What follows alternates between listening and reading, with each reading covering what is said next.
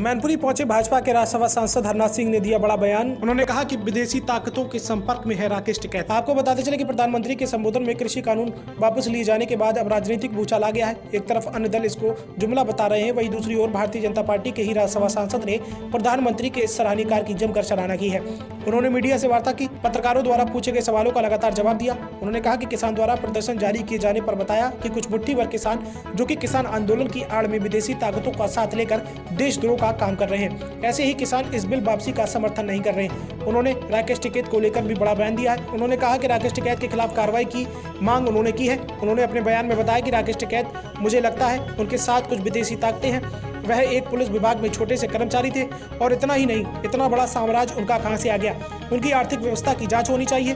उन्होंने अपने बयान में ये भी बताया कि वह सरकार से इस मामले में बात करेंगे और राकेश टिकैत की आर्थिक साम्राज्य की जांच कराकर कार्रवाई की मांग करेंगे। वहीं उन्होंने मथुरा में बने कृष्ण मंदिर की मस्जिद को लेकर के कहा कि मुसलमानों को बड़ा दिल दिखाकर जगह दे देनी चाहिए। उन्होंने अपने बयान में और क्या कुछ कहा है, ये भी जरा आप सुनिए। देखिए, आदरणीय मोदी जी ने ये कल जो किसान कानून ख़त्म करने की बात कही है, ये उनके अदम्य साहस और देश के प्रति जो समर्पण का भाव होना चाहिए उसे देख करके उन्होंने ख़त्म किया है।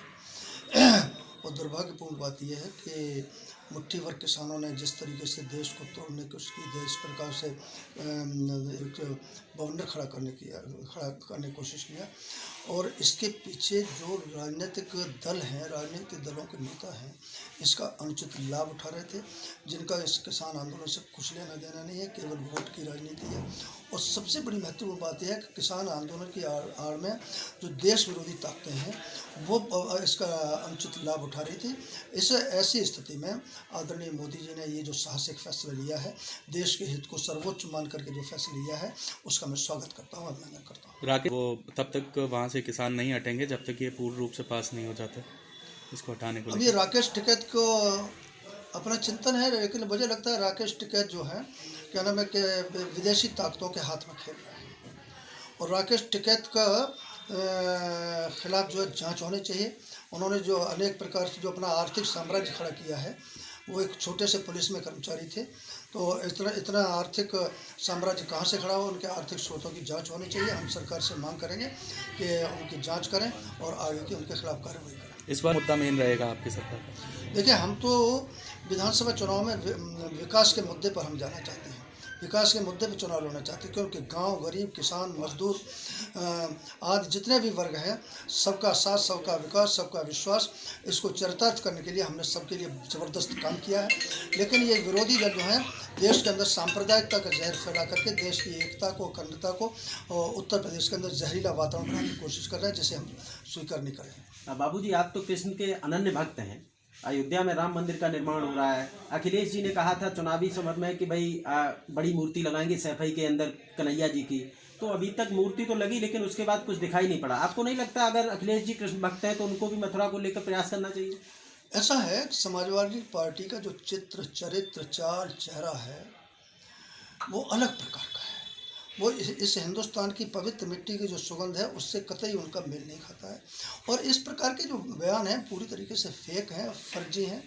उनका भगवान राम के बारे में, भगवान कृष्ण के बारे में आदि जो इस प्रकार के मुद्दे, इनसे कोई लेना देना नहीं। चुनाव के अभी तक तो वो विरोध करते थे, जब धर्म की बात करते थे, जब भगवान राम के मंदिर के निर्माण की बात करते हैं, जब कृष्ण के मंदिर की बात करते हैं, तो उनके ट्वीट उठा के देख लिए।